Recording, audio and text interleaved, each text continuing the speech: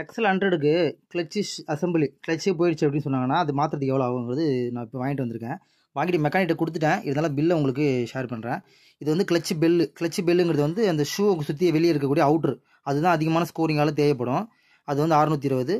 ரெண்டாவது வந்து clutch shoe, அந்த கிளச்சு பெல்லுக்கு நடுவில் இருக்கக்கூடிய இதுதான் அந்த கிளச்சு ஷூங்கிறது. இது மட்டும் தான் காஸ்ட்லி, 1170 ரூபா. ரெண்டாவது வந்து இது கிளச்சு பேக்கேஜிங், அது 45 ரூபா தான். ஆயில் இது மாற்றும் போது நம்ம புதுசாக ஆயில் மாற்றி ஆகணும் கம்பல்சரி. ஏன்னா 900 ml தான் கெப்பாசிட்டி, ஃபஸ்ட் டைம் மாற்றுறதுனால நம்ம இதை க்ளீன் பண்ணும்போது சுத்தமாக உள்ள ஆயில் எல்லாம் வெளியே வந்ததுனால இது புதுசாக ஆயில் மாற்றும் போது 1 லிட்டர் ஆயில் தான் மாற்றணும்.